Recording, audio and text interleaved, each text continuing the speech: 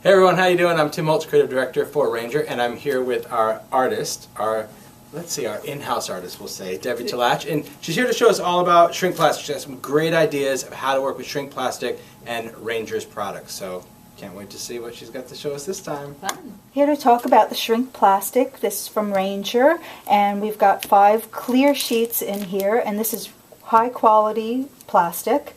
And now I know you talk about shrink plastic. Now this is nothing new to the market, really. No, but Ranger has it. It's very convenient. Yeah, because it's pretty hard to find. Oh, yeah. So, it's cool. Definitely. And there's a couple of ways to use it to cut it out. You can use die cuts. Mm-hmm. You can use punches. A paper punch. Yeah, wow. Absolutely. That's pretty detailed. That's cool. And you can stamp on it also. Cool. So, dies, punches, stamps, all starting out with a clear sheet. Yes.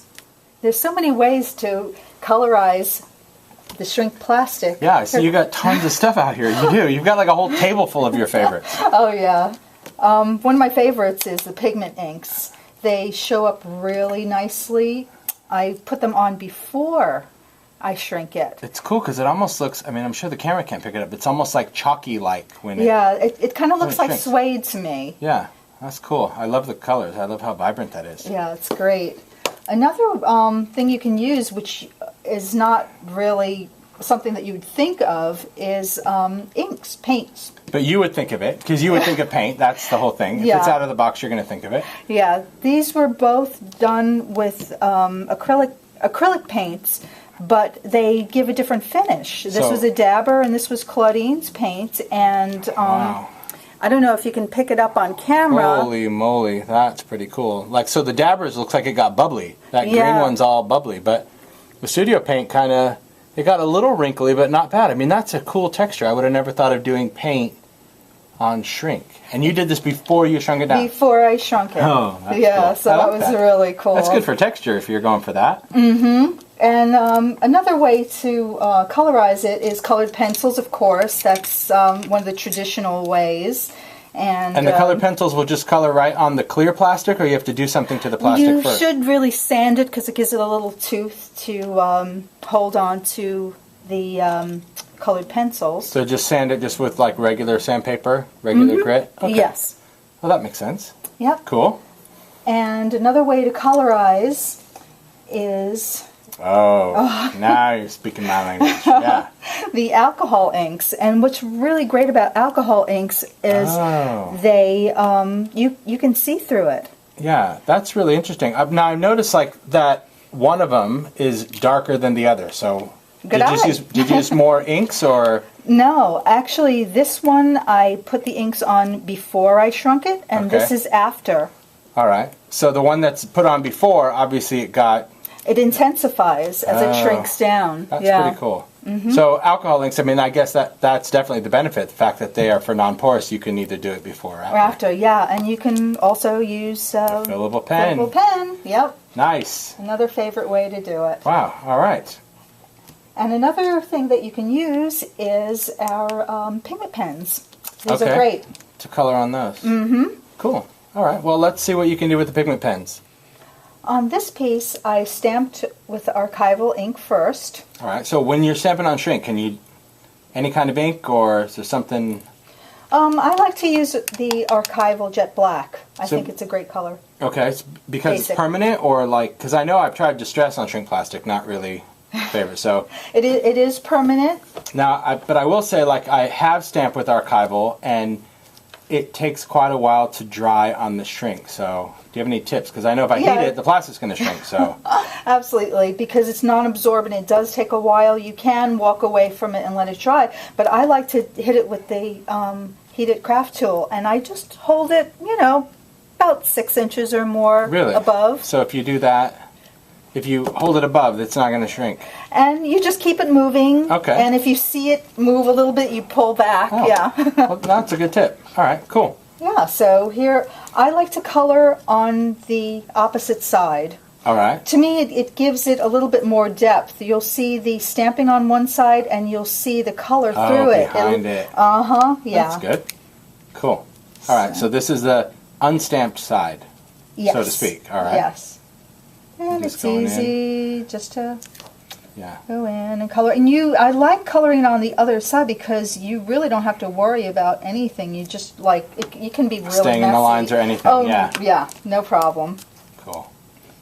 And you did mention, of course, when you're coloring on that the color is going to get pretty intense when you shrink it. So. Oh yeah. So you really don't have to worry about being too exact. Love it. Just color it in, nice vibrant colors. All right. And again, whether you were using your pencils, your pens, all that stuff, just do whatever blending you like to do. Cool. Oh, well, absolutely. all right. Well, we'll let you finish that thing up. Okay. I know we want to start shrinking right away, but we should probably gather a couple of tools. All right. And the pick is nice to hold it down. I know I usually use my fingers, but I know. It's hot. It's hot. I know. I use my nails. All right. And we need the craft tool. Okay. And again, we're working on the craft sheet because we want to make sure protected surface. Definitely. For sure. If you want it flat, you can have a acrylic block or something to flatten it out. I kind of like to leave it a little organic. You would. Organic. Yeah, Yes. that's cool though. No, that's good because I think I always, when I do shrink plastic, I smash it. So I never really thought to leave it. Cool. Okay. Let's get cooking. Okay. This is the scary part. I mean, it's not scary like scary. It's just like you look at it and when you start seeing it shrink, it's pretty crazy. So do you always work with a heat tool or? I mean, you could use a toaster oven. Right. And I mean, if you're a little bit more advanced, you can use the to flip it around. I like it. You can use the melting pot. Right. And maybe that'll be another video. Yeah. But that's cool. I mean, I noticed that the shrink plastic. I like to flip it around, flip it on both sides. Oh, that's a good trick because I think, oh, look at that. Because often it does. It kind of curls up into a ball, but by flipping it. Flipping it back and forth. Yep. Look at that. That is a tip right there. There we go. That is worth the price of admission. That was good. If you wanted to, you could flatten it out, but I kind of like it organic, so we'll just look at those leave it. colors. Cool. All right, so I know it's hot, though. How long does it take to cool off? What? Just, say 30 seconds or so. Really? It really doesn't take very Yeah. long at all. I mean, if you really wanted to, you could have a cup of water and dunk it in. Yeah, that'd be pretty cool. But yeah, it's pretty crazy to see that big butterfly shrink down to the small. So I know you have like some other samples that, like especially I saw those earrings that you did. Yeah, those were cool. And that was done using the tattered floral dye. So like the flower started out. I love the flowers. It started out just massive. It's like a big flower just shrink down to that. Yep. That's pretty cool. And that was done with the pigments? Yes. Yeah. And this is another one. I love that one. You had that at CHA, and that's just so cool. Yeah, this was with Claudine stamps. Wow. So, see, that's the thing about when I do shrink plastic. It's like to think that that big house is going to get that small, and that was done with paints. I'll share a tip with you. Here's what I do. Because, I mean, you just go for it, right? Oh, yeah. You don't care. You get what you get. I don't care. Yep. For me, it's like if I'm going to make something for a card or a project, I kind of need to know, at least have a gauge of what it's going to look like. So I go in and I make like a shrink ruler. So take a piece of shrink plastic and I cut it. And so I'll just go in with a permanent pen and actually go in and mark on there, you know, 1/4 inch, 1/2 inch, just right on there, right with a permanent marker. Cut a piece and then shrink that down. And then you have a little shrink ruler. And then to me it's easy to gauge because if I go in and I want to measure something, so for example, if I want to take that flower, and I'm like, all right, so if I measure it with a regular ruler, so before this shrunk down, I'd say, okay, that's a 3-inch piece, then I know on my shrink ruler how small that thing is going to get approximately. It's never going to be exact, but to me it's much easier to gauge. So if you take that and make a little shrink ruler, it's a good tip. Well, wow, you shared a lot of cool things, Debbie, especially like just some tips on different ways to color it and different tools to use. So it's one of my favorite things to work with. Cool. I can't see for our next installment of Shrink Plastic. Shrink Plastic 102. Oh, yes. With Debbie. Cool. Thanks so much.